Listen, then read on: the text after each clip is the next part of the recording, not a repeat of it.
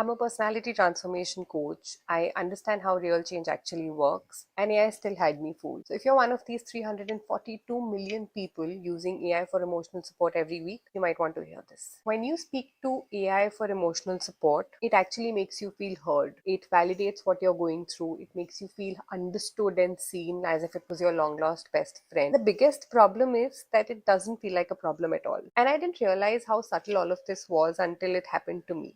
So a couple of days back, I had posted my first ever YouTube video, and in the first 24 hours, it got all of 15 views, most of which were me. Knowing that I waited for 2 full years to post just one video of myself on social media, this didn't just feel disappointing. I started to question whether I'm cut out for this, what exactly was in my head when I started out, whether there was a point to any of this. So, like a lot of people today, I did what seemed to be the most reasonable thing, and I poured my heart out to ChatGPT as if it was my old school best friend. I found myself writing a long message explaining everything that was going on in my life, how I had so much to do and not enough time, I was constantly tired and whatnot. And what it gave me was a perfect answer. And I'm not exaggerating when I say this. It actually helped. It told me exactly what was going on, how I was overwhelmed because of the pressure I was putting on myself, and cut a few things off my to-do list. I swear to God, when I read "You're overworked and underrested, Jasleen," I genuinely felt better. It felt like ChatGPT had taken a big load off of my chest. But this is exactly what makes it so dangerous. And if it wasn't for my training as a transformation coach, I would never have guessed what a trap this was. It's like going to a doctor for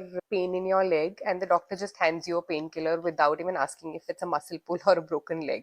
So you wake up the next day, the pain is still going to be there. Just like that, I felt very relieved, and so relieved that I didn't feel the need to dig in any deeper. ChatGPT completely skipped the part where I was supposed to understand what was even going on with me. As if all of this had just happened to me and it wasn't me who put all of this pressure on myself, as if it wasn't me who waited 2 full years before just putting out a video of 5 minutes on YouTube. Honestly, if somebody had come to me with this kind of a problem in coaching, I wouldn't have given them any solution. I would have at the very least asked, what was it like to wait for 2 years to put out a 5 minute long video? And how did it feel to finally get that out into the world once you hit publish? How did it feel in your body when you hit publish? What exactly happened when you saw the stats of the video? If that's something that you feel often, how often do you feel it, if at all? And what do you generally do when you go through something like this? This would have at least generated some awareness in me about the situation, and I would have understood that I couldn't have been overworked for 2 whole years. I was avoiding something, avoiding the fear of putting myself out there, fear of judgment of people who I care about, and having things completely out of my control once I had the video out there. And ChatGPT conveniently helped me skip all of that, all of what I was really trying hard to avoid, but exactly what I needed to look at to get out of it. When I woke up the next day, I had the same long to do list. I had the same weight of expectations on me that I was putting on myself. This isn't even the worst part. I was thinking, I was reflecting, and actively trying to get better, all on the surface. Even though I instantly felt better, nothing had really changed. And I didn't completely understand why until I started looking into how people were using AI and what AI was doing to them.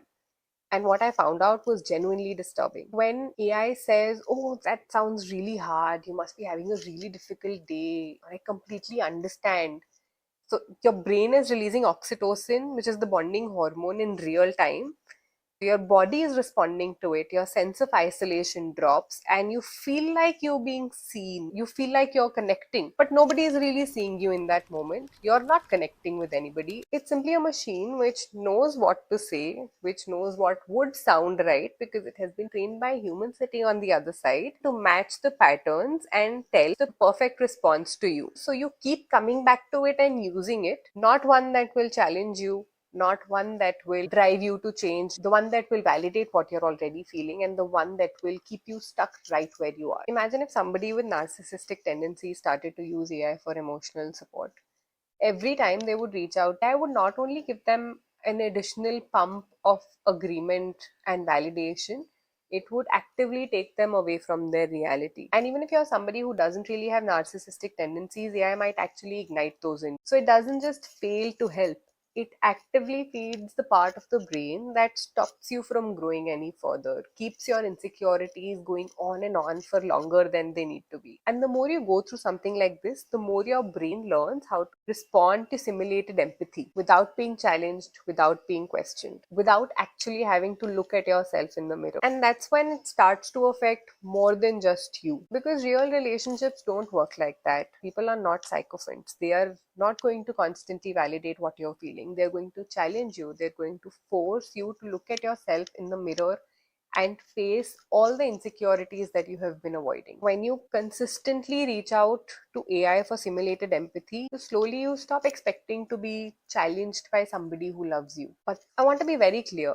I'm not saying AI is completely useless. For every piece of report I read about how AI is screwing us over, I also read reports on how AI reduced depression symptoms and anxiety symptoms in people. If it helped you through a difficult moment, that matters. But it's only a bridge, it's a tool. If you're going to use it consciously. Don't outsource emotional processing or the actual process of thinking, analyzing things to it. And specifically when it gives you answers, question them. Ask if they are applicable to the context of your life, because nobody, no AI or human will ever understand what applies to your life situations better than you. Those answers are the trap that you actually have to avoid. If this made sense, consider subscribing. We're going to be talking about a lot of things that nobody else is talking about.